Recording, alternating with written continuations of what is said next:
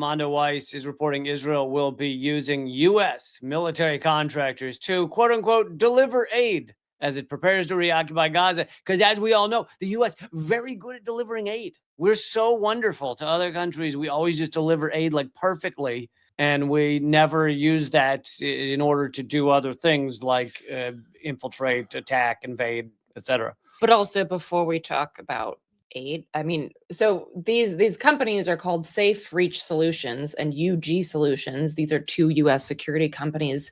SRS is run by a former CIA senior intelligence officer, Phil Riley, while UG Solutions is manned by Jameson Gavoni, a former Green Beret with tours in Iraq and Afghanistan. So the contractors will be armed.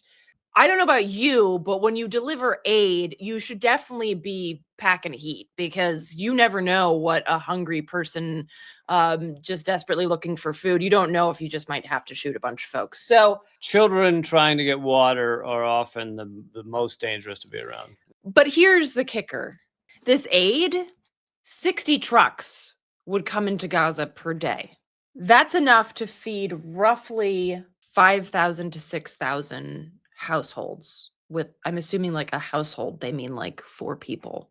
There are roughly 1.8 million people in Gaza who are starving. So 60 trucks, that's also 1/10 of the volume that Israel allowed in during the quote unquote ceasefire.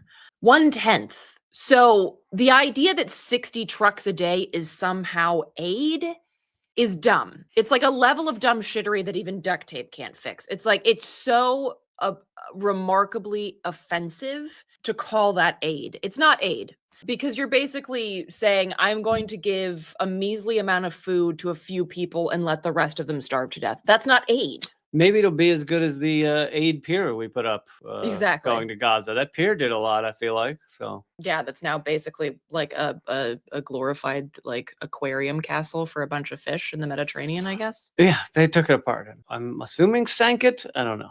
As one head of an international aid nonprofit said, 60 trucks is just a tactic by Israel to ease international pressure. It's not a real effort to address the humanitarian crisis. Of course, because Israel has admitted that they are using starvation as a tactic. So then why would they legitimately want to change that tactic? They just want to point to the aid trucks coming in. They're going to take video of it, I guarantee, and be like, hey, look, we're letting aid in.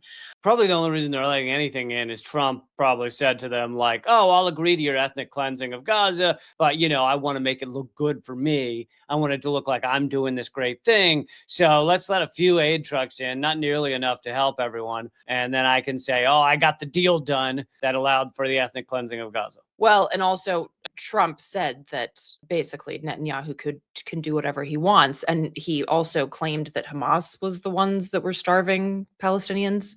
Yeah, well, that's their ongoing messaging tactic, is anything you say about what Israel's doing. Hey, Israel's committing war crimes. Israel's shooting children. They just, like, the press secretary will just go, let's remember this is Hamas's fault. It's like, no, that's not how the world works. You can't just do whatever you want, no matter what happened October 7th or any other day. Meanwhile, there's a different Mondo Weiss report that shows that armed looters who have been confiscating food and supplies in the area are either receiving Israeli support, or Israel is very aware that they're doing it. It's another, like, if you've been following any of what Israel does, there is a long list of sadistic tactics. So it's not just starvation and bombing. Like there's a long list of these, I don't want to call them smaller, but more like more targeted sadistic tactics, like armed looters that are either on the payroll of Israel, or Israel's well aware of them because they're well aware of everything that happens in Gaza.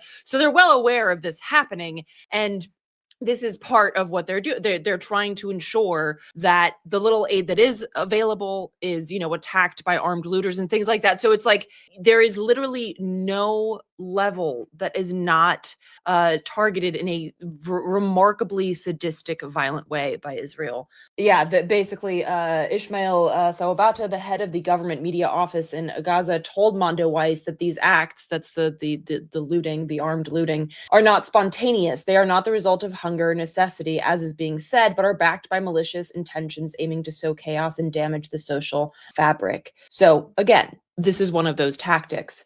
I lack the appropriate amount of language to comment on that.